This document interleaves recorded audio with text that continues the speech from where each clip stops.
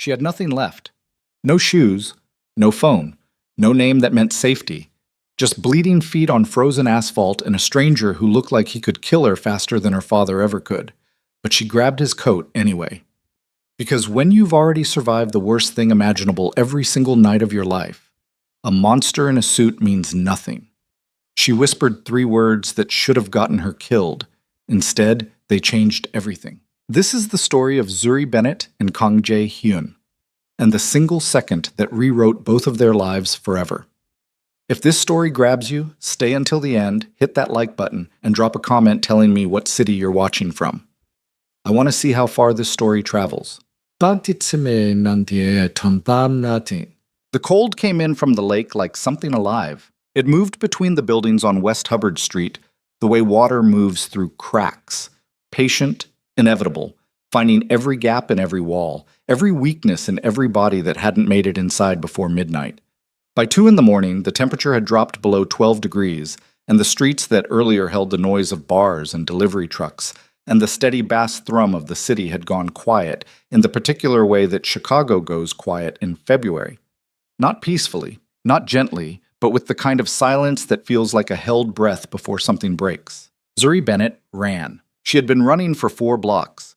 She knew because she counted them the way she counted everything when the panic took over. Methodically, mechanically, like counting gave her brain something to do other than process what her body already knew. Her feet were bare.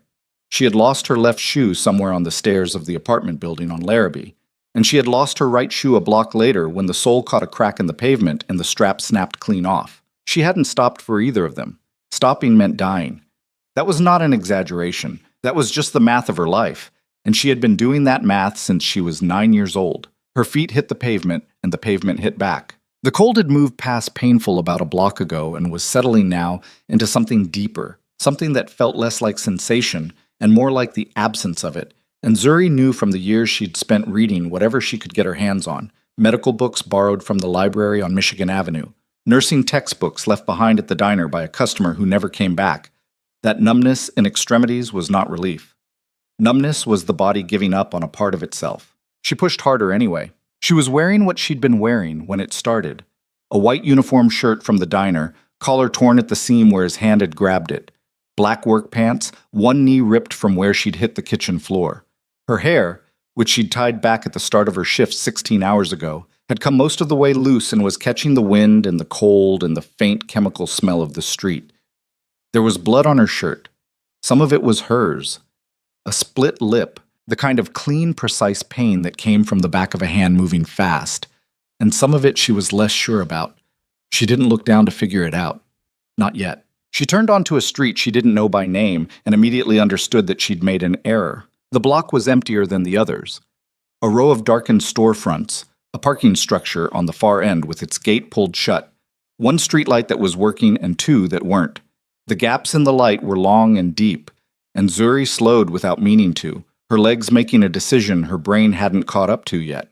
Some animal part of her understanding before the rest of her did that running headlong into darkness was only useful if what was behind you was worse than what was ahead. She stopped. She stood in the one circle of working light and tried to hear over the sound of her own breathing, which was ragged and too loud, and she hated it. Hated that her body was making so much noise. Hated that she couldn't control even that. Her ribs ached. She pressed her left hand against her side and felt the specific deep bruising that came from a steel-toed boot, which told her that somewhere in the last 4 blocks she had stopped feeling that too. And now that she had stopped moving, it was starting to come back. She looked behind her. The street was empty. The street stayed empty. She turned back around, and that was when she saw him. He was standing beside a black sedan. Not a car. A sedan in the way that a tank is technically a vehicle. All low lines and reinforced glass, and the kind of matte black finish that didn't reflect light so much as absorb it. The car was idling at the curb in front of what looked like a shipping logistics office. Windows dark. No signage visible. And the man standing beside the rear door was tall. Genuinely tall. Not the way people described men as tall when they meant slightly above average, but the kind of tall that registered as wrong in a crowd, that made the geometry of a room shift slightly when he walked into it. He wore a long black coat. No hat. No gloves that she could see, which made no sense in this temperature. But nothing about him suggested he was experiencing the cold the way she was experiencing the cold. His hands were at his sides. He was looking at a phone, or had been. She caught the moment he registered her presence, the almost imperceptible shift in the angle of his head, the way his attention moved from the screen to her without any visible urgency and settled there with the particular quality of attention she had learned over years to recognize and fear in men. Except this wasn't that quality. She couldn't name what it was, but it wasn't that. He was Korean, late 30s, maybe 40, though the stillness about him made age feel approximate and slightly irrelevant. His face was the kind of face that had been through things and carried them quietly. Not scarred, not ruined, just arranged in a way that made softness seem like a language he'd stopped speaking some years back. His neck, above the collar of his coat, showed the edge of something dark. Ink. The beginning of what looked like an extensive tattoo that disappeared below the fabric. He looked at her the way people looked at things they were trying to categorize before deciding whether to engage. Zuri's brain ran the calculation in approximately 2 seconds. Known danger behind her, unknown danger in front of her. She was bleeding, barefoot, hypothermic by any reasonable measure, on a street she didn't know, at 2:15 in the morning, with no phone and $12 in her right pants pocket because she never put her tips in her purse on late shifts. An old habit, a survival habit. She walked toward him, not fast, not slow. The way you walked toward a dog you weren't sure about, projecting a calm she absolutely did not feel, keeping her hands visible, watching his face for the thing that would tell her she'd made the wrong call. He didn't move. He watched her come. When she was close enough to smell the cold air coming off his coat, she reached out and grabbed the lapel. Her fingers were so numb she could barely feel the fabric. "Please," she said. Her voice came out lower than she expected, rougher, like something that had been used hard. "Hold me. Just 1 second, please." The man said nothing. Behind him, the passenger window of the black sedan dropped 2 inches, and a voice came through the gap. Male, lower, with an accent she couldn't immediately place. "Boss." The boss, apparently, made a small motion with 2 fingers. The window went back up. He looked at her for another moment. His face gave nothing. Then he reached out and put one arm around her shoulders. Not roughly, not gently, just decisively, the way you'd make a choice you'd already thought through, and pulled her into his coat. Zuri's face pressed against his chest. She could feel the warmth of him through the layers, and it hit her nervous system like a drug. Her knees went slightly wrong, her whole body trying to convert to that heat all at once, and she gripped the front of his coat with both fists and held on because she was not going to fall down on this street in front of this man. She was not going to do that. She had never gone down on anyone's terms but her own, and she wasn't starting now. She heard his heartbeat. It was slow. Slower than any person's heartbeat had a right to be in this situation. She made herself breathe, in through the nose, out through the mouth, the technique she'd taught herself in the break room of the diner when things got bad and she needed to function. She counted the breaths. She got to 3. Then she felt him go still. Not the stillness he'd had before. That was a resting stillness, a controlled stillness. This was different. This was the stillness of a predator that had just identified something. She felt it in the arm around her shoulders. Not tightening, but changing quality, every muscle in it coming to a different kind of readiness. She turned her head without moving away from him, following the angle of his gaze. Across the street, 50 feet, a man standing in the shadow between 2 buildings, facing them. She couldn't make out the face. The light was wrong. The distance was too great. But the shape was right. The build was right. The way the figure stood, slightly forward on the balls of his feet, the particular aggressive lean of it. Her stomach dropped through the pavement. Marcus. Her father. He had followed her. 4 blocks in freezing temperatures in the middle of the night, he had followed her because that was what Marcus Bennett did. He didn't let things go. He never let things go. He had been not letting things go for 24 years, and there was no reason to think tonight would be different. The figure across the street looked at them for one more second, looked at her, looked at the man whose coat she was holding, took something in, and then stepped back into the shadow and was gone. Zuri stood very still. "That man," she said. Her voice was steady. She was genuinely surprised by how steady it was. "I saw him," the man said. His voice was low, unhurried, with an accent that shaped the English differently, clipped some syllables and extended others in a way that was not unpleasant but was entirely focused. as if speech were a tool he used precisely and didn't waste. He did not pull away from her. He did not check the street again. He looked down at her instead, and when she looked up, she was closer to his face than she'd intended, and she could see his eyes clearly for the first time. Dark. Still. The kind of eyes that had seen things and made decisions about those things, and lived with those decisions without apparent difficulty. "You're hurt," he said. "I know." "Who did it?" Not a question, not exactly. "It's not your problem," she said. Something shifted in his expression. Not much, a small recalibration, like a man adjusting a scope. "You're standing on my street bleeding through your shirt," he said. "That makes it adjacent to my problem." Zuri looked at him. She was aware that she was still holding his coat. She was aware that her feet had gone from numb to the specific burning that meant blood flow returning. She was aware that somewhere in the last 30 seconds, her threat calculation had shifted in a direction she couldn't fully explain. "I work at the diner on Kinsey," she said. "I've worked there for 3 years. I took the late shift tonight because I needed the extra hours." She paused. "The man across the street is my father." He said nothing, which she found oddly easier than if he had. "He was drunk when I left for work this morning," she said. "He was drunker when I got home. There was a difference of opinion about the tips in my apron." She looked away from his face, at some middle distance over his shoulder. It wasn't the first time. The arm around her shoulders didn't tighten, didn't loosen, just stayed. "What's your name?" he asked. "Zuri?" "Zuri." He said it without hesitation, without the slight pause most people made when they encountered a name they hadn't heard before, trying to work out whether they were pronouncing it correctly. He just said it, flat and certain. "I'm Jae-hyun." "Yeah." The car was warmer than any car had a right to be. Zuri sat in the back seat with a wool blanket that smelled like cedar and something chemical she couldn't identify. Cleaning product, maybe, or something more specific, and tried to work out how she'd gotten into a stranger's car at 2:30 in the morning and whether this was the dumbest thing she had ever done or the second dumbest. The first dumbest was probably staying in that apartment for 3 years after she'd turned 21 and had, theoretically, the legal and physical capacity to leave. She told herself it was about money. She told herself it was about the lease, about not having first and last month's rent saved, about the logistics of moving a life when your life consisted of 4 boxes of books and a collection of uniform shirts. She told herself a lot of things.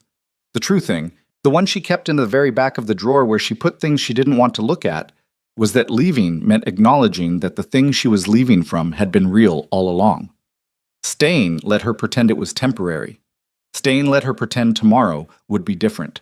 She was 24 years old and she was done pretending. The man in the front passenger seat, not Jae-hyun, a different man, broader, with close-cropped hair and the build of someone who'd spent significant time constructing that build, had not spoken to her directly since she'd gotten in the car.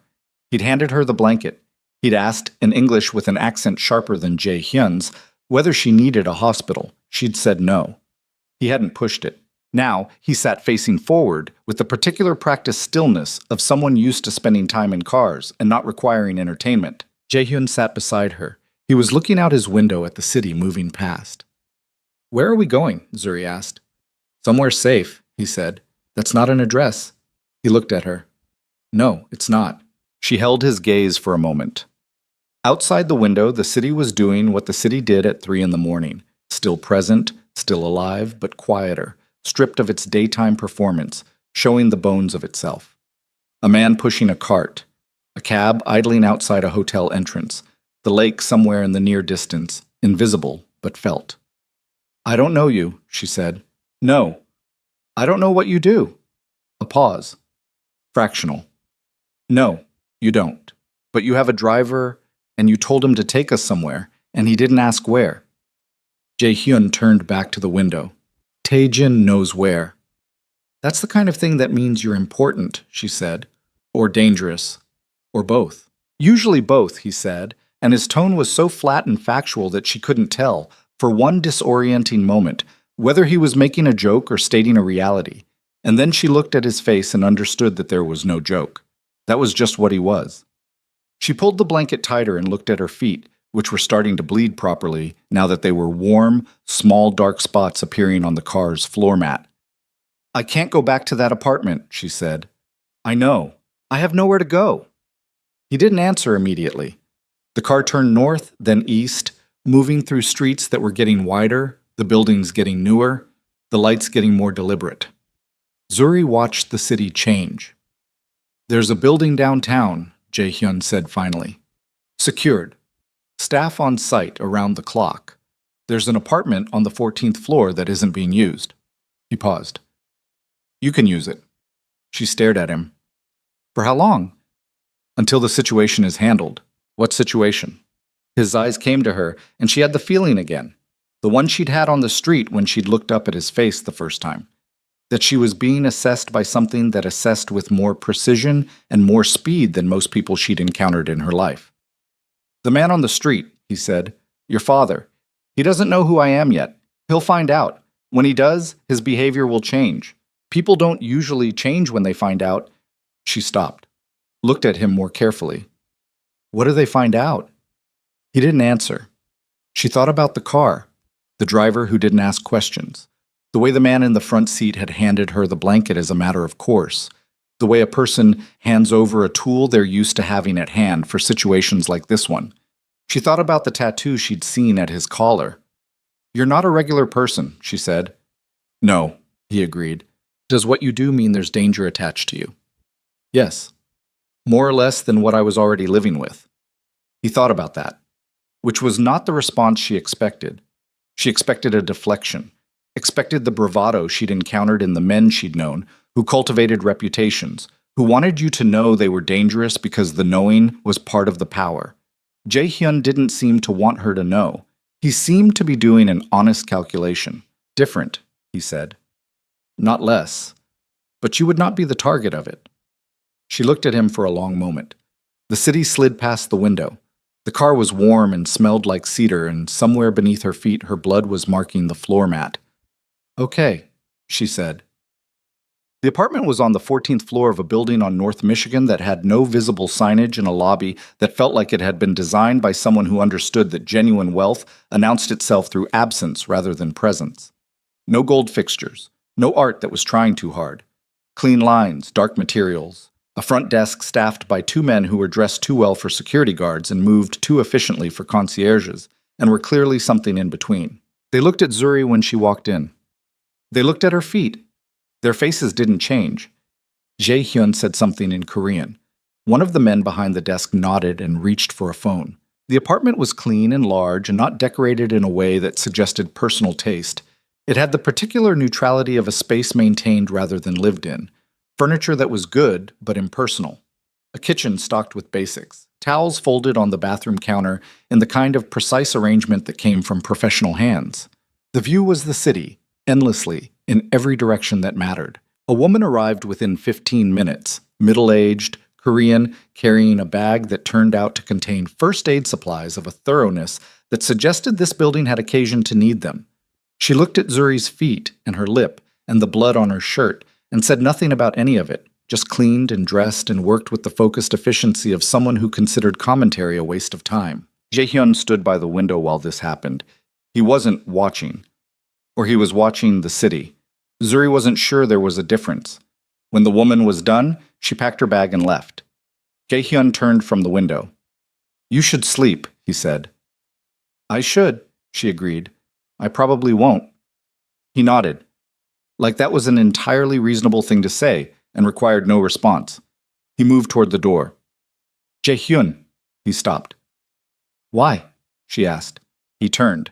His face was the same as it had been on the street, still, closed, giving nothing she hadn't earned. Why what? Why any of this? You don't know me. I grabbed your coat on a street corner. People grab strangers' coats all the time and get nothing, less than nothing. He was quiet for long enough that she started to think he wasn't going to answer. You weren't asking for anything, he said finally. She frowned. I asked you to hold me. You asked for a second, he said. Not help, not rescue. 1 second of something that felt like safety. He paused. That's not nothing. She didn't have an answer for that. He didn't seem to need one. He walked out. The door closed behind him with the specific sound of a well-engineered mechanism. Not a slam, not a click, just a perfect solid seal.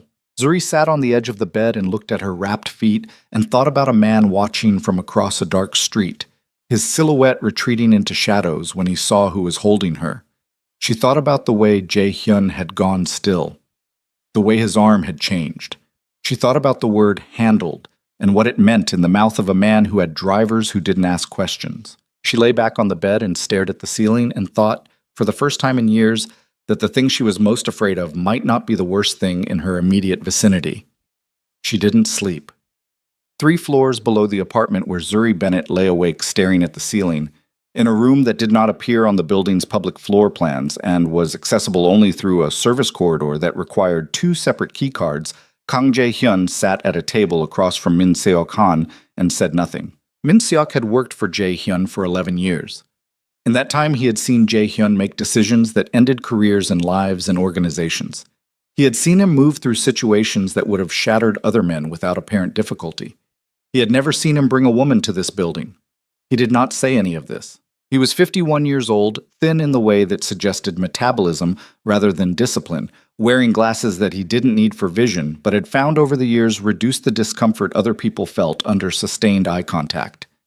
He was holding a tablet with a photograph on the screen. Marcus Bennett, he said, 49. Currently holds a lease on an apartment at 1847 North Larrabee. Criminal record, 2 assaults, both domestic, both dropped before trial. He works for Riverside Logistics, ostensibly. Driving, some warehouse work. Ostensibly, Jae-hyun said. Yes. Min Seok set the tablet on the table. He also runs collections. Cash payments, mostly. Restaurant and hospitality sector, near Wicker Park and Lincoln Square. Jae-hyun looked at the photograph. The man was wide through the shoulders, with a jaw that had been broken at some point and healed slightly wrong. Even in the photograph, a DMV image, flat lighting, no context, there was something in the set of his face that registered as a particular kind of arrogance, the arrogance of a man who had never faced a consequence that outweighed what he'd done. Collections for who? Jae-hyun said. Min Seok's expression didn't change, but something in the quality of the silence did.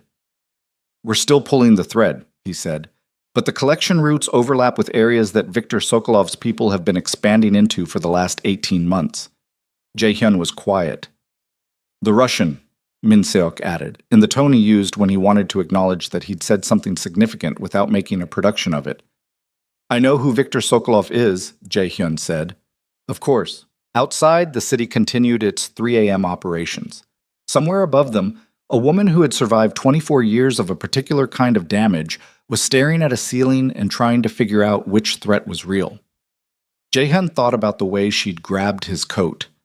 He thought about the shaking that had run through her hands when her grip tightened. Not the shaking of fear, or not only that, but the shaking of a body pushed to its absolute limit and still moving, still reaching, still choosing. He thought about the figure on the street. He thought about the word Sokolov. Find out everything, he said.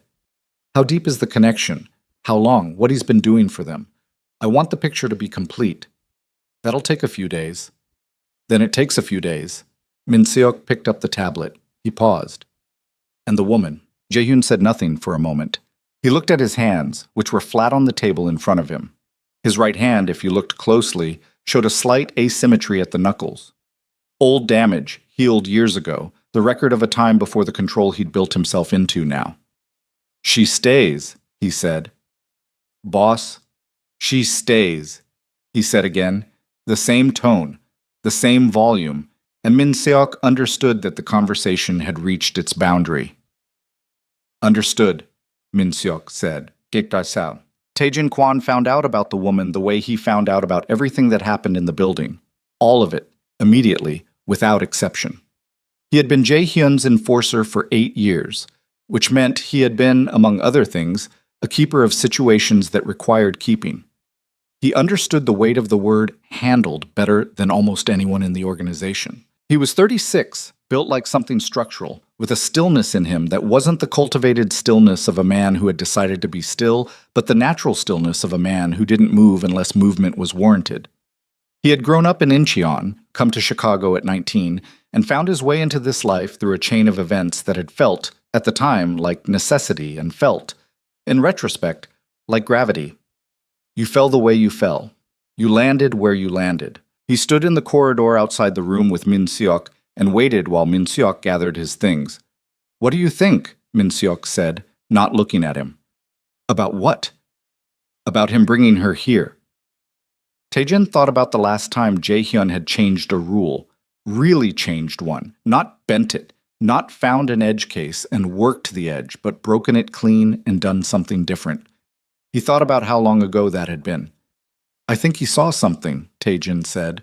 Min Seok looked at him over the rim of his glasses. What kind of something? I don't know. Taejin straightened off the wall. But he doesn't move without a reason, even when the reason isn't one he can explain yet.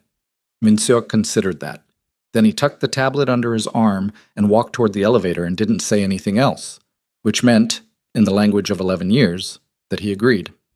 In the apartment on the 14th floor, at 5:17 in the morning, Zuri finally slept. She slept without dreaming, which was unusual. Normally her sleep was crowded, full of doors that didn't lock and rooms that shifted and the specific anxiety architecture of a person who had spent too many years learning to be awake and afraid. But the bed was solid and the room was warm, and somewhere below her, she understood without fully understanding how she understood it, was a man who had made a decision. She slept. And across the city, in an apartment on Larrabee Street, Marcus Bennett sat on the edge of his bed and turned his phone over and over in his hands. The number he needed to call was in his contacts under a name that wasn't a name. He'd been staring at it for 2 hours. He'd seen the man on the street. He'd seen the coat, the car, the building they'd driven toward. He'd seen the way the man had stood, not the way Marcus stood, not the way the men Marcus knew stood, with their weight forward and their shoulders up and their whole body a broadcast of threat. This man had stood like he didn't need to broadcast anything. Marcus had recognized that immediately, in his gut, in the place beneath words where genuine fear lived. He didn't know the man's name, but he knew what that kind of stillness cost to build, and he knew what it meant about the kind of man who'd built it. His daughter had walked up to that man and grabbed his coat. His daughter was inside that building. Marcus stared at the phone and thought about the call he had to make and what it would set in motion. And for one moment, one single moment, just long enough to be painful, he thought about not making it. He thought about what a different version of himself would do. A version that had made different choices 20 years ago, 10 years ago, 5 years ago, last year, last week.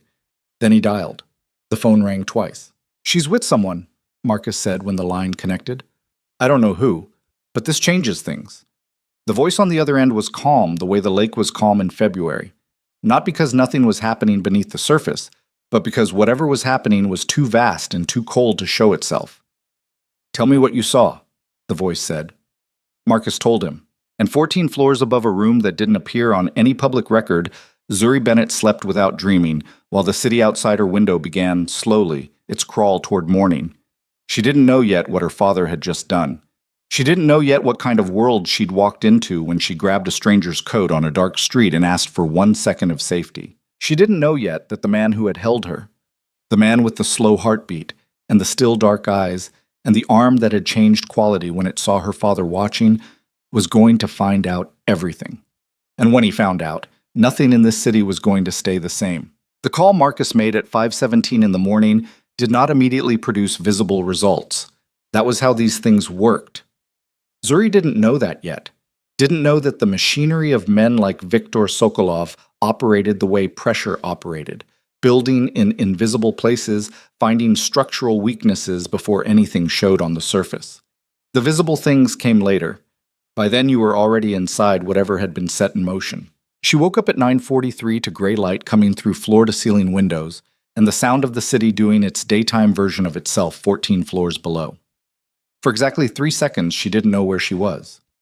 Then the bandages on her feet registered, and the quality of the silence registered, too clean, too deliberate. And it all came back at once the way bad things always came back, not gradually but in a single ungentle rush. She sat up. The apartment looked different in daylight, larger somehow. The neutrality of it was more apparent, the careful blankness of a space that had been prepared for occupation without any particular person in mind. There was a set of clothes on the chair near the window that hadn't been there when she'd fallen asleep. Plain, dark. Her size, approximately. She stared at them for a moment and felt something move through her that she couldn't immediately name. Not gratitude, not resentment, something in between, the complicated feeling of being cared for by someone whose reasons she hadn't yet established. She used the bathroom. She looked at herself in the mirror for longer than she usually allowed herself to. Her lip had closed overnight. The bruising along her jaw was deepening the way bruises did on day 2, moving from red into the specific purplish brown that would take 2 weeks to fully clear. Her collarbone showed above the torn collar of her uniform shirt, and the shadows under her eyes were their own kind of damage record. She looked like what she was, a woman who'd been surviving something for a very long time. She changed into the clothes on the chair and went to find coffee. The kitchen had a machine that was considerably more sophisticated than anything she'd operated before, but she worked it out through logic and stubbornness, the way she worked most things out, and was standing at the window with a cup that was genuinely excellent when she heard the knock at the door. Not Jae-hyun. She understood that immediately when she opened it, not from the man's face, which she didn't know, but from the quality of his presence, which was significant but different. He was broad and still, and looked at her with eyes that assessed and filed without apparent judgment. "Tae-jin," he said, like that was sufficient. "Zuri," she said. "I know." He held out a phone, clean, new, still in its minimal packaging. "For you. The number for this building's front desk is already in the contacts. If you need anything, that's the call." She took it. "And Jae-hyun?" "Working. Yeah," he said later. Tae-jin paused. Not with discomfort. He didn't seem like a man who experienced discomfort in the traditional sense, but with the precision of someone choosing words. "Is there anything you need right now?" She thought about it. The thinking itself felt strange. She wasn't used to being asked that question and having it mean something. "I need to call the diner," she said. "I missed my shift." "That's been handled." She stared at him. "What does that mean?" "It means your manager was contacted and your shifts are covered for this week." "By who?" "By people whose job it is to handle things." He said it the way you'd explain a basic operational fact, not to be dismissive, but because in his world it was simply true. People had functions. Things got handled. The mechanics were administrative. Zuri felt the complicated feeling again, sharper this time. "I don't know what I owe for this," she said. Something shifted in Tae-jin's face. "Not much." "You don't owe anything. People don't do things like this without wanting something." He looked at her for a moment. "The boss doesn't operate that way. Every man operates that way." "Then you haven't met enough men," he said, and turned and walked back toward the elevator, and she stood in the doorway of the apartment watching him go and trying to work out whether she'd just been insulted or corrected or told the truth. Min Seok-han had been awake since before the call Marcus made. He'd been awake, in point of fact, since approximately 2:40 a.m., when the building's external surveillance had flagged a vehicle parked on the opposite side of Michigan Avenue for 47 minutes without moving. The vehicle was a 2019 Ford F-15. Registered to a shell company that traced, through 3 intermediate layers, to an organization with documented ties to a logistics network that was not primarily in the logistics business. He had taken this information and sat with it quietly, the way he sat with most things, turning it in his mind the way a jeweler turned a stone, looking for the flaw, the inclusion, the place where the light didn't come through cleanly. By 8 in the morning, he had a fairly complete picture. He presented it to Jae-hyun at 9, in the room that didn't appear on the building's floor plans, across a table that held a pot of tea neither of them was drinking. "Marcus Bennett has been working for Sokolov's people for 4 years, Min-sok said. "Collections, as I said, but also information gathering. He runs in circles that overlap with your distribution points on the north side, the restaurant supply chain, the hospitality corridor. He's been watching those operations." Jae-hyun was looking at the table. Not at anything on the table. At the table. "For Sokolov." "Yes." "How long has Sokolov known about our north side operations?" 18 months, at a minimum. Possibly longer. The silence in the room was the kind that had weight. Jae-hyun's hands were flat on the table, as they had been last night. Min-seok watched them. He had learned in 11 years to read Jae-hyun through his hands. They were more honest than his face, which was controlled to a degree that bordered on inhuman. The hands were still. That was not necessarily good. Very still meant he was doing the full calculation, not just the surface calculation, going to the place in his thinking where the implications of implications lived. "The woman was never the target," Jae-hyun said. "No, I don't think so. Bennett's domestic situation appears to be entirely separate from his professional activities. He's a drunk who hurts people he has access to. That's personal pathology. The Sokolov work is commercial. But now they're connected. Yes, Min-seok paused. Because of last night. Jae-hyun said nothing. He saw you with her, Min-seok said. He made a call. We intercepted the metadata. We don't have the content, but the number maps to a burner cluster that Sokolov's people have been cycling through since January. Another pause. He told them something, we don't know what. He told them who she was with. Jae-hyun's voice was flat, not angry. Anger was a luxury he'd trained himself out of years ago, but flat in the way that meant he was carrying the weight of a conclusion he'd already reached. And now Sokolov knows that the woman Marcus Bennett has been hitting for years is currently inside my building. Min-seok adjusted his glasses. That would be my assessment. Which means she's not just a domestic situation anymore. She's a pressure point. Potentially.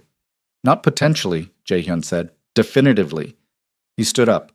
The motion was unhurried, but there was something in it. A finality. A closing of one mode and opening of another. Sokolov has been looking for leverage.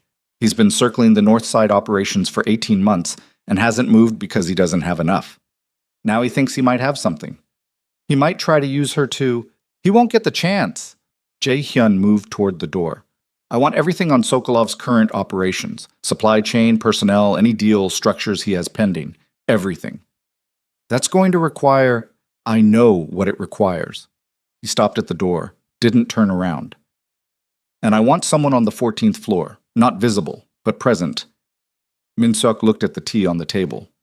Understood. Aunt. Zuri was on her second cup of coffee and her fourth attempt at reading the same paragraph of a novel she'd found on the apartment's bookshelf when she heard the door again. This time she knew before she opened it. She wasn't sure how she knew. The knock had the same cadence as Tae-jin's, deliberate, unhurried, the knock of a person who didn't need to announce themselves loudly because they weren't worried about being ignored. But there was something different in it, something that made her set the book down and stand up before she'd consciously decided to. Jae-hyun looked in daylight and in the context of a space with normal proportions, exactly as he had on the street.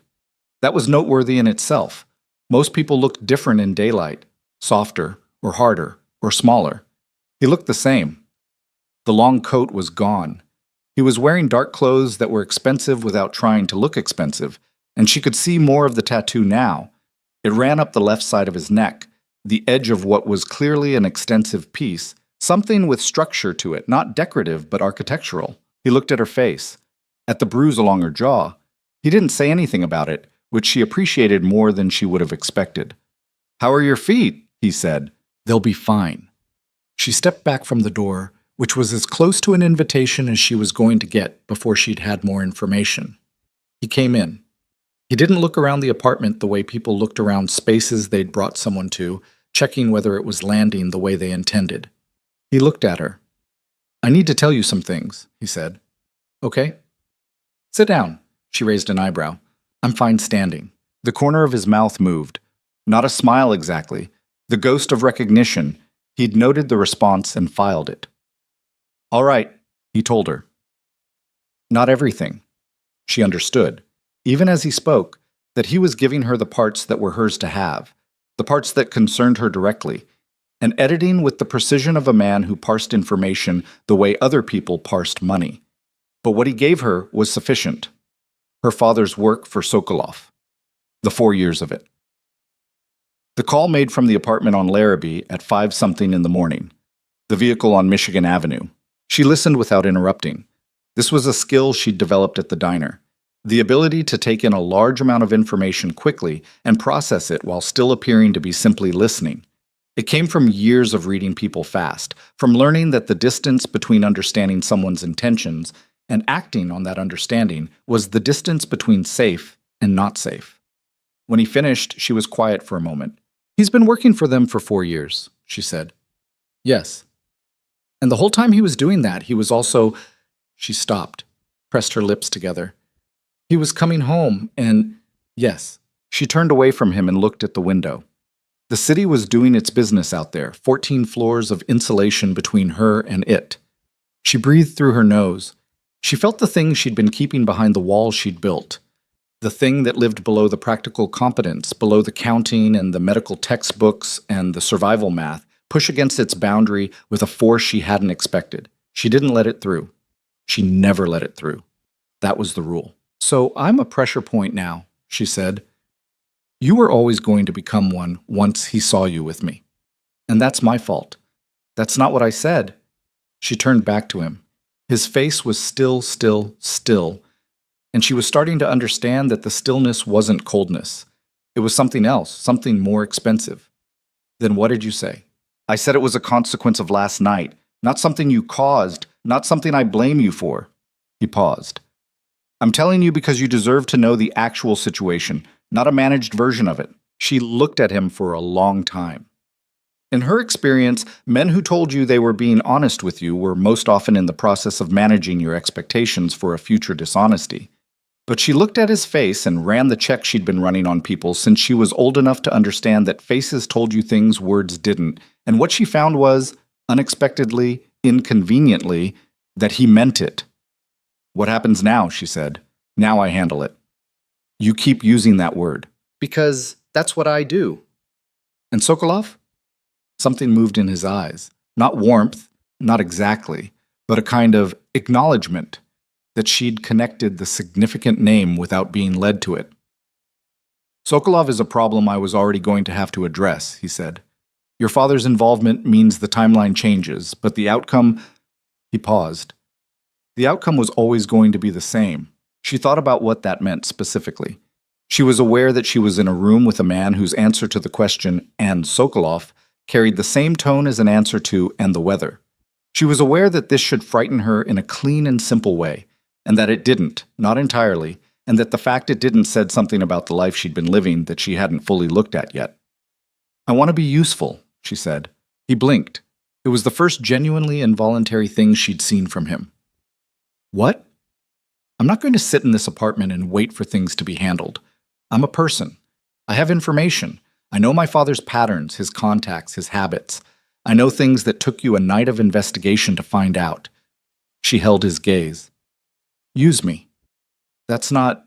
If I'm a pressure point, then I'm already in this. Pretending I'm a bystander is worse, not better. I'd rather know what's happening and be part of it than be managed in a room while decisions get made around me." She stopped, took a breath. "I've been managed in rooms my whole life." The silence stretched. Jae-hyun looked at her with an expression she couldn't fully read, something that went past assessment into territory she didn't have a word for yet. Then he said, "What do you know about his contacts?" "There's a man he calls Dmitri," she said immediately. "Not in his phone under that name, under D. Park. The number has a 312 area code, but it rings on a time delay, the kind you get when it's forwarded from somewhere else. He calls it on the 1st and 15th of every month, like a schedule, like a reporting cycle." Jae-hyun said nothing for a moment, then, "How do you know that?" "Because I lived with him for 24 years, and he's not as careful as he thinks he is when he's been drinking, and he's always been drinking." She crossed her arms. "I know other things too."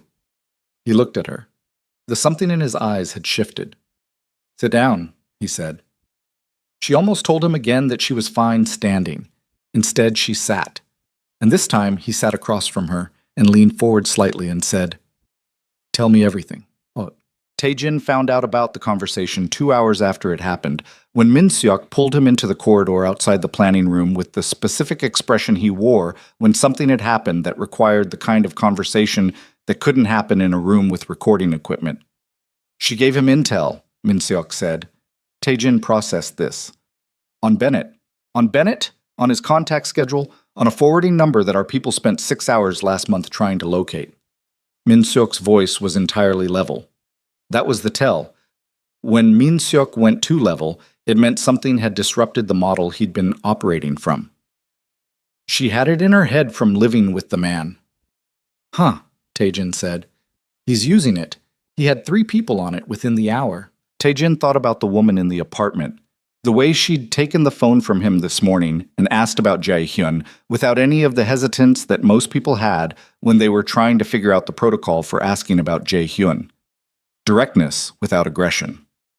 The quality of someone who had learned to go straight at things because going around them had never worked. Does she know what she's sitting in the middle of? He said. He told her about her father, about Sokolov, not about the North Side operations. Minsyuk paused. Not about what Sokolov's people found in the warehouse on Elston last Tuesday. Tae-jin was quiet. The Elston situation was 3 days old and not yet resolved. 2 of their distributors had been found with the kind of persuasion damage that was Bratva trademark. Neither of them had talked, one because he was too scared, and one because he was dead. The message it was meant to send had been received clearly. The response had not yet been sent. The Elston situation and the woman on the 14th floor were, as of last night, the same situation. He knows that, Tae-jin said. It wasn't a question. Of course he knows that. And he still brought her here. He brought her here before he knew. Minseok removed his glasses and cleaned them, which he did when he wanted something to do with his hands. But he hasn't moved her. Tae-jin looked at the wall. That's not like him. No. He moves threats to a perimeter. He doesn't keep them close. She's not a threat. She's connected to one. Tae-jin pushed off the wall. She's connected to Sokolov through her father, and now she's connected to us through him. And the moment Sokolov decides she's more useful as leverage than Bennett is, as an informant, I know, Minseok said, then we have a problem. We have several problems. Minseok replaced his glasses. But the boss has decided she stays, and the boss is working the Bennett angle faster than I expected. He paused. She accelerated his timeline. Tae-jin thought about that. About the forwarding number and the reporting cycle, and the information sitting in a young woman's head from 24 years of surviving a man who underestimated her. Does she know what he is? Tae-jin said. Really? She knows enough. That's not what I asked. Minseok was quiet for a moment. She's smart, he said finally. She knows what she needs to know, and she's choosing not to ask about the rest. He picked up his tablet. Whether that's wisdom or denial, I genuinely cannot tell you. On the 14th floor, Zuri stood at the window and watched the city and turned a single thought over and over in her mind. Her father had been watched, had been used, had made his calls and run his collections, and reported back to men who saw him as a tool, and all the while he'd come home and turned whatever powerlessness he felt in that life into something he could aim at someone smaller. She understood the psychology. Understanding it didn't change what it was. It didn't change the 24 years of it. It didn't change the floor of the kitchen on Larrabee, or the stairs, or the particular sound of a door that didn't lock properly being opened anyway. But it changed the map. It changed where the danger came from and where it pointed. Her phone buzzed. Unknown number, local area code. She answered it before she'd consciously decided to. Zuri. The voice was a man's, deep, accented. Eastern European, she thought, though she couldn't have told you why she knew that except that she'd spent 3 years at the diner with a Latvian cook who'd sounded something like this. I'm told you've been having a difficult time. Her whole body went cold. Not the way it had gone cold on the street. That was weather, physics. This was different. This was the cold that came from the inside. She said nothing. Your father is very worried about you, the voice said. He wants to make sure you're somewhere safe. A pause, and something in the pause had shape, had intention. We can help with that. She kept her face blank. She was looking out the window at the city, and her face was completely blank, and her hand on the phone was completely still, and every single cell in her body was screaming. I think you have the wrong number, she said. I don't think I do. Another pause. Tell Kang Jae-hyun that Victor says hello. The line went dead. She stood at the window for 30 seconds. Then she pulled up the contacts on her new phone and found the number for the front desk and called it. And when the man answered, she said, in a voice she was proud of for how steady it was, I need to speak to Jae-hyun, right now.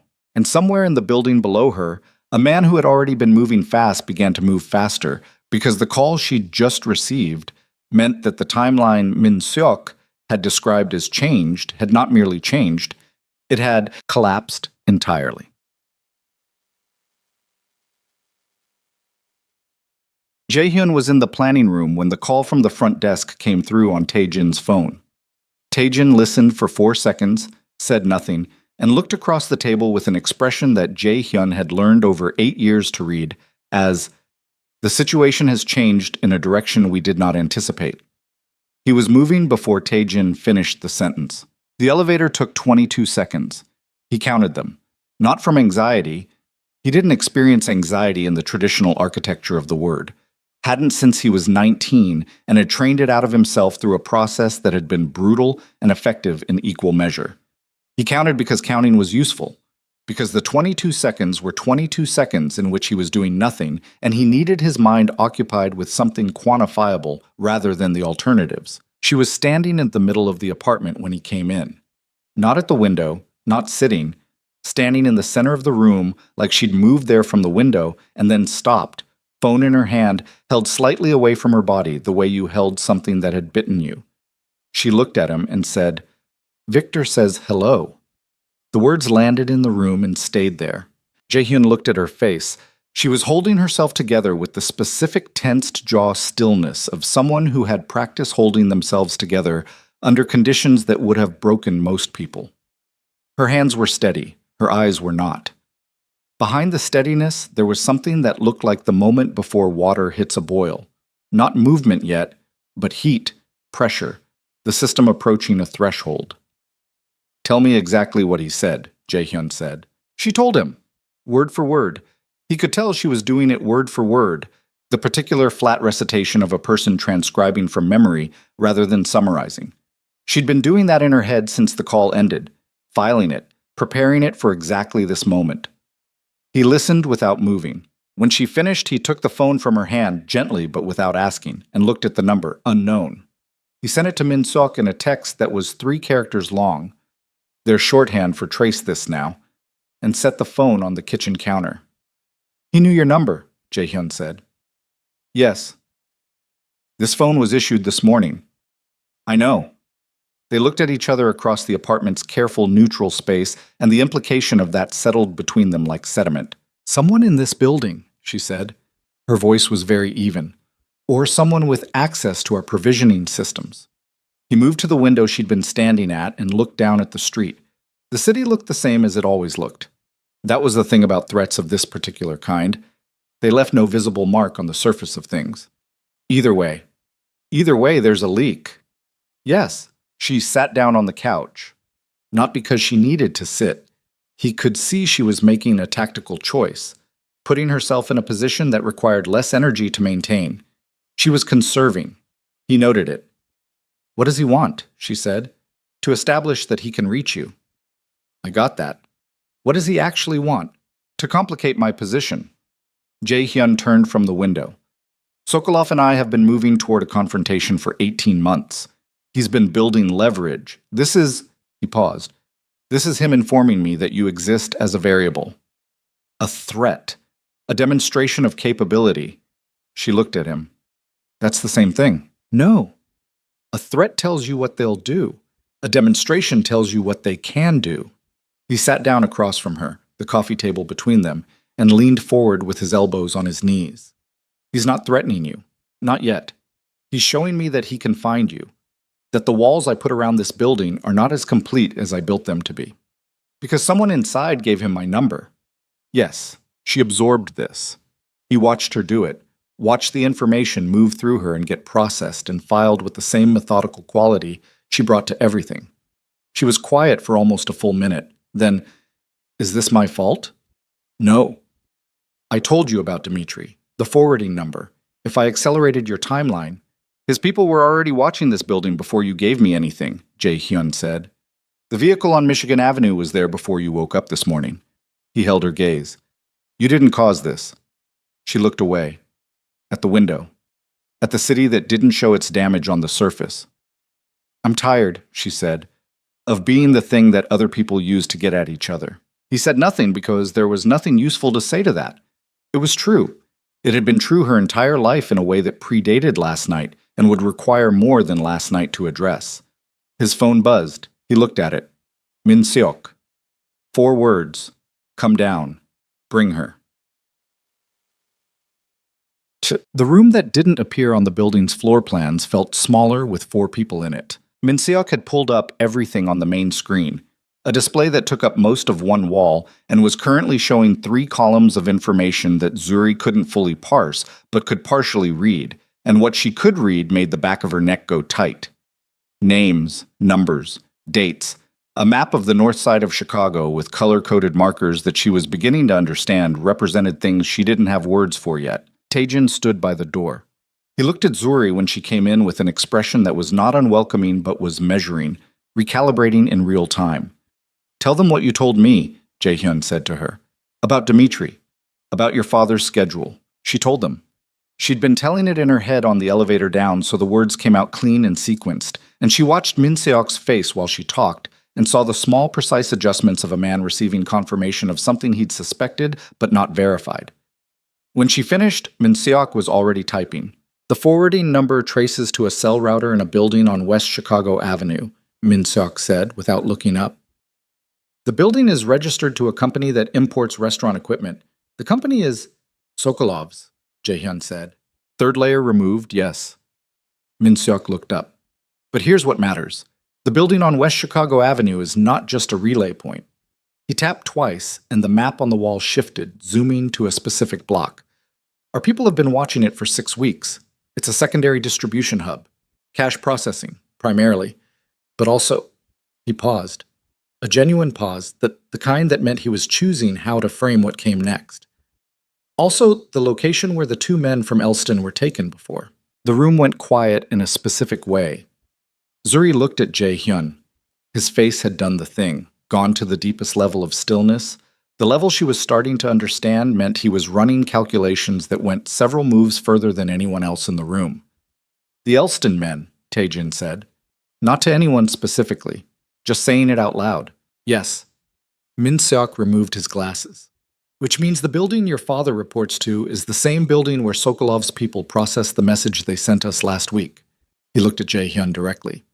"Marcus Bennett has been reporting to the same cell that carried out the Elston action."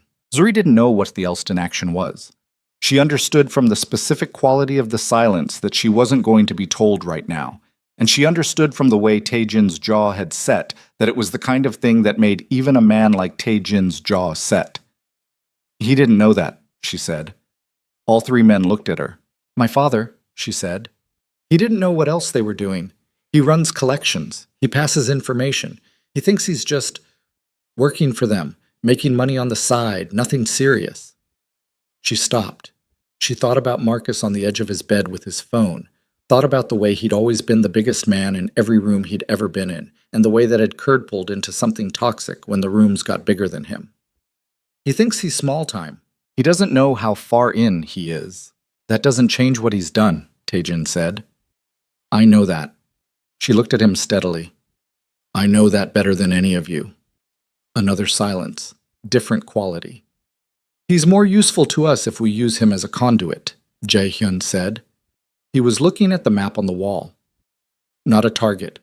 A channel." Min Seok put his glasses back on.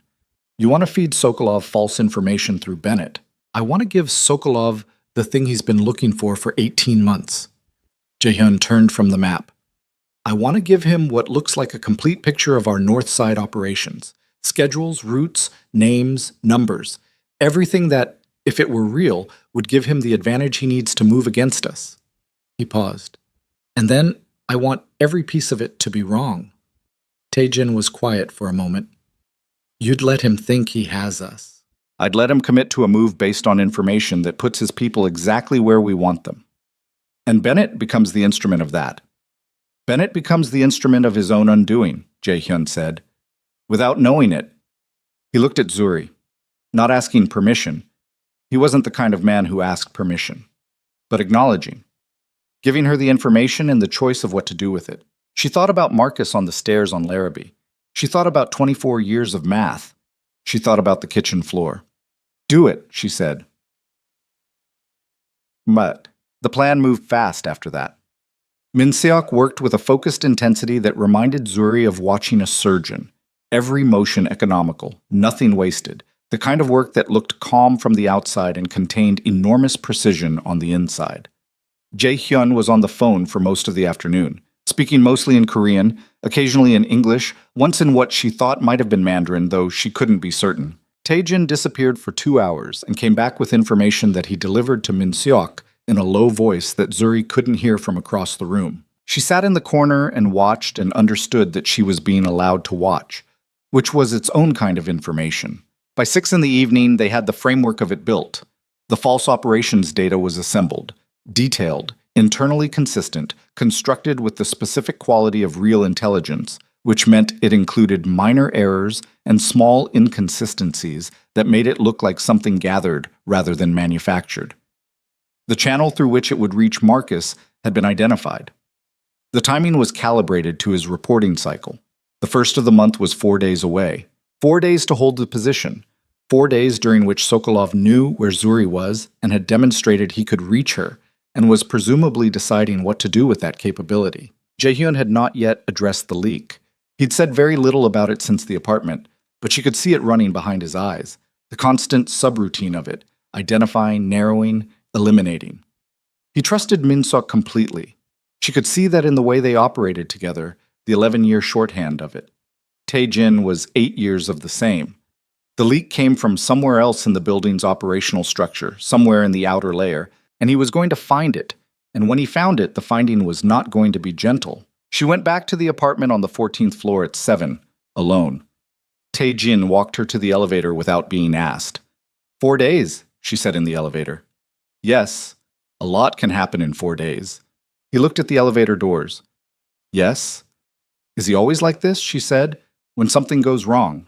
Does he always get that quiet? Tae-jin considered the question with the seriousness he seemed to bring to most things. He gets quieter, he said. The worse it gets, the quieter he gets. A pause. Most people who work for him for the first time think that's a good sign. It isn't. The elevator opened on 14. Get some sleep, Tae-jin said. She almost said she wouldn't, but she was exhausted in a way that went past physical, the specific exhaustion of a day that had required her to be fully present in every moment of it. No switching off, no room to be less than completely sharp. She went inside and lay down and was asleep within minutes. She didn't hear the car pull up on Michigan Avenue. She didn't see the 2 men who got out and stood on the sidewalk for approximately 90 seconds, looking up at the building before getting back in and driving away. She didn't hear Min-seok's phone ring at 10:47 p.m. She didn't hear the conversation that followed, which was conducted in low voices in the corridor outside the planning room, and which ended with Min-seok sitting down heavily in a chair and removing his glasses and not replacing them for a full 30 seconds. She didn't hear any of that. What she heard at 2:12 in the morning was her phone. Not the front desk number. Not Jae-hyun. The unknown number again. The same number that had called before. She answered it. I want you to understand something, Viktor Sokolov said. His voice was the same. That lake in February calm. Everything below the surface. I have no interest in hurting you. You're not part of this business. You've never been part of this business. A breath. But your father made a decision tonight that requires me to adjust certain arrangements. Her mouth was dry. What decision? He contacted someone he shouldn't have contacted, someone outside our agreement. A pause that had shape and weight, and something that might have been, in a different man, regret. He tried to go around me, to another organization. He thought... The pause again.